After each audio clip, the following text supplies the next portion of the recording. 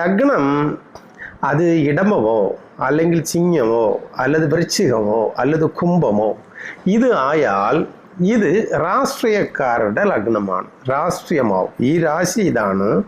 ജനിച്ച രാശിയിലും അവർ ജീവിക്കേണ്ട രീതി എങ്ങനെയാണെന്ന് വെച്ചാൽ രാഷ്ട്രീയ വഴിയിലാണ് ജീവിക്കേണ്ടത്. കുടുംബത്തിന് വേണ്ടി ജീവിക്കണം, ജീവന് വേണ്ടി ജീവിക്കണം. സമ്പാദ്യത്തിന് വേണ്ടി ജനിച്ചാലും അവർ അവസാനം അവർ സ്പിരിച്വലായി മാറും. അവർ നല്ലതുപോലെ സമ്പാദിക്കും, സമ്പാദിച്ചിട്ട് പിന്നെ അവർ സ്പിരിച്വലായിട്ട് മാറും. അപ്പം അവർ പോകേണ്ട വഴി സ്പിരിച്വൽ വഴിയിലാണ് പോകേണ്ടത്.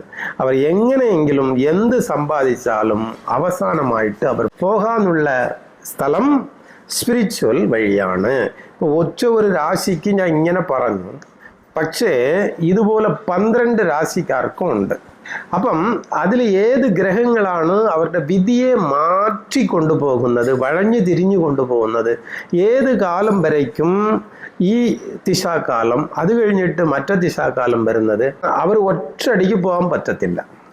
ഒന്ന് തലയിൽ എയിം ചെയ്യുകയാണ്, നമ്മൾ ഇങ്ങനെ പോകണം, ഇങ്ങനെ കല്യാണം കഴിക്കണം, ഇങ്ങനെ സ്വത്ത് വാങ്ങണം, ഇതുപോലെ അവർ തീരുമാനിച്ചാലും അവരുടെ വിധി ഏത് സമയത്തിലാണ് ഇത് തിരിഞ്ഞു വഴഞ്ഞു പോകുന്നത്, ഇതിനു വേണ്ടി കൊടുക്കപ്പെട്ടിരിക്കുന്ന സമയം ഏതാണ്, ഇതുപോലുള്ള ചില സമയങ്ങൾ അവർ അറിഞ്ഞില്ലെങ്കിൽ അവരതിൽ കുരുങ്ങും. അവർ പുറത്തേക്കും പോകാൻ പറ്റത്തില്ല, അതിനകത്ത് ഇരിക്കാനും പറ്റത്തില്ല, പിന്നെ ഒരുപാട് കടങ്ങളും വരും, എങ്ങും പോകാതെ ആ കുഴിയിൽ അവർ വീഴും.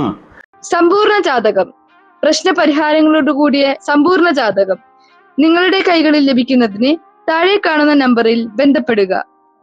ജ്യോതിഷവുമായി ബന്ധപ്പെട്ട എല്ലാ വിശേഷങ്ങളും അറിയുന്നതിനായി നവഭാരത് ജ്യോതിഷം ചാനൽ സബ്സ്ക്രൈബ് ചെയ്യുക. നിങ്ങൾ ചെയ്യേണ്ടത് ഇത്രമാത്രം: താഴെ കാണുന്ന നമ്പർ നിങ്ങളുടെ മൊബൈലിൽ സേവ് ചെയ്ത് ഹായ് അയക്കുക. ജ്യോതിഷ സംബന്ധമായ എല്ലാ ആവശ്യങ്ങൾക്കും നവഭാരത് ജ്യോതിഷം നിങ്ങളോടൊപ്പം എന്നും കൂടെയുണ്ട്.